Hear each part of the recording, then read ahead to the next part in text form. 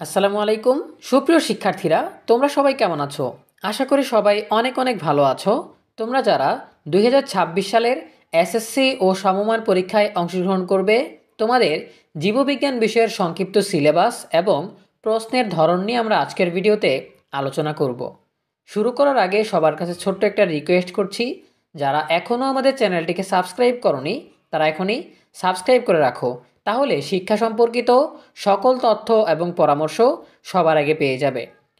সংক্ষিপ্ত সিলেবাস জানার আগে আমরা প্রথমেই এ বিষয়ের মানবন্টন জেনে নিই। এখানে তোমরা দেখতে পাচ্ছ এসএসসি ও সমমান পরীক্ষার বিষয়ভিত্তিক নম্বর বিভাজন 2026 সালের পরীক্ষা থেকে কার্যকর। আমরা যদি পরবর্তী পৃষ্ঠায় যাই, সেই ক্ষেত্রে আমরা জীববিজ্ঞান বিষয়টা পেয়ে যাব। এখানে দেখতে পাচ্ছ পদার্থবিজ্ঞান, রসায়ন, জীববিজ্ঞান, কৃষি শিক্ষা, গার্হস্থ্য বিজ্ঞান, এই সবগুলো বিষয়ের মানবন্টন একই।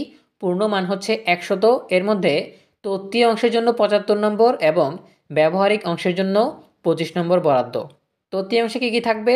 সৃজনশীল প্রশ্নের জন্য 40 নম্বর, সংক্ষিপ্ত উত্তরের প্রশ্নের জন্য 10 নম্বর এবং বহু নির্বাচনী প্রশ্নের জন্য 25 নম্বর বরাদ্দ। সৃজনশীল প্রশ্ন কিভাবে থাকবে? প্রতিটি সৃজনশীল প্রশ্নের মান 10, প্রতিটি সংক্ষিপ্ত প্রশ্নের মান 2, প্রতিটি বহু নির্বাচনী প্রশ্নের মান 1। 7টি সৃজনশীল দেওয়া থাকবে, এর মধ্যে 4টি সৃজনশীলের উত্তর লিখতে হবে।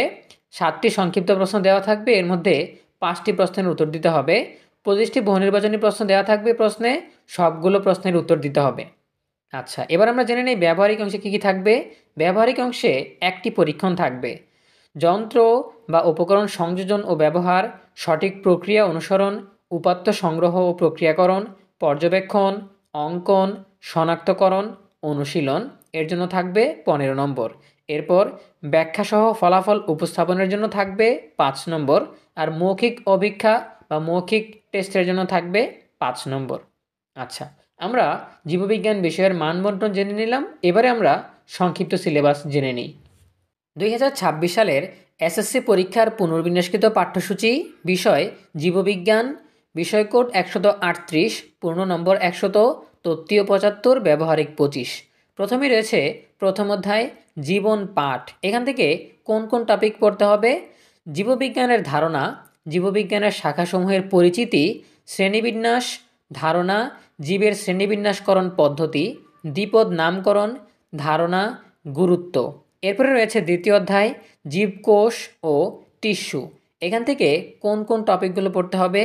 উদ্ভিদ ও প্রাণীকোষের প্রধান অঙ্গাণুর কাজ, ইলেকট্রন মাইক্রোস্কোপিক গঠন অনুসারে, জীবদেহের স্নায়ু, পেশি, রক্ত, ত্বক এবং অস্থির কাজ পরিচালনায় বিভিন্ন প্রকার কোষের ভূমিকা।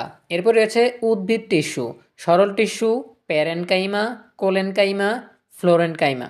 এরপরে আছে জটিল টিস্যু, জাইলেম ও ফ্লোয়েম।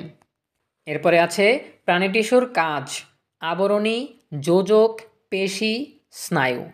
টিস্যু, অঙ্গ এবং তন্ত্রে কোষের সংগঠন, টিস্যুতন্ত্র এবং এর কাজ, অঙ্গ ও অঙ্গতন্ত্রের ধারণা এবং গুরুত্ব। এরপরে আছে তৃতীয় অধ্যায় কোষ বিভাজন। এখান থেকে কোন কোন টপিকগুলো পড়তে হবে? কোষ বিভাজন, ধারণা, প্রকারভেদ। মাইটোসিস, ধারণা, পর্যায়, গুরুত্ব। মিওসিস, ধারণা, তাৎপর্য। এরপরে আছে চতুর্থ অধ্যায় জীবনী শক্তি। এখান থেকে কোন কোন বিষয়বস্তুগুলো পড়তে হবে? জীবনী শক্তি বা বায়ো এনার্জেটিক্স ও এটিপির ধারণা। এরপরে আছে সালোক সংশ্লেষণ প্রক্রিয়া, ক্লোরোফিল এবং আলোর ভূমিকা, অন্যান্য প্রভাবকের ভূমিকা, গুরুত্ব। এরপরে আছে শ্বসন, সবাত শ্বসন ও অবাত শ্বসন। এরপরে আছে এগুলোর গুরুত্ব। এরপরে আছে একাদশ অধ্যায় জীবের প্রজনন। এখান থেকে কোন কোন পাঠগুলো পড়তে হবে? জীবের প্রজনন, উদ্ভিদ এবং প্রাণী, ধারণা, গুরুত্ব। উদ্ভিদের প্রজনন অঙ্গ ফুল। এরপরে সম্পূরক উদ্ভিদের যৌন প্রজনন। এরপরে আছে দ্বাদশ অধ্যায় জীবের বংশগতি ও জৈব অভিব্যক্তি।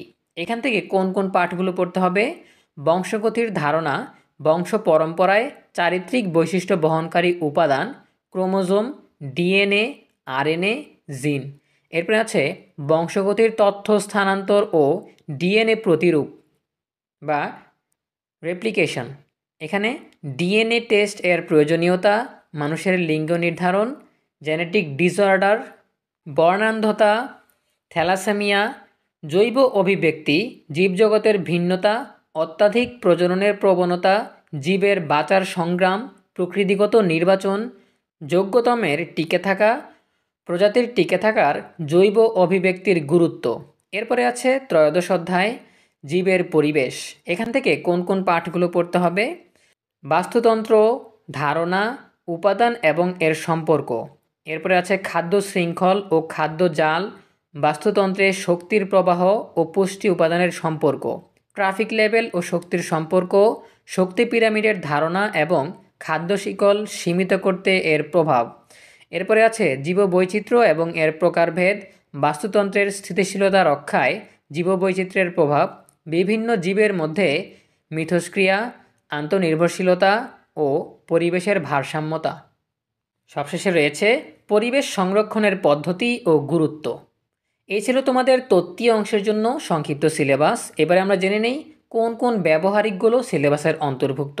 প্রথমে রয়েছে অণুবীক্ষণ যন্ত্রের সাহায্যে উদ্ভিদ কোষ, পেঁয়াজ এবং প্রাণীকোষ, গালের কোষ পর্যবেক্ষণ করে চিত্র অঙ্কন ও চিহ্নিত করতে পারবে।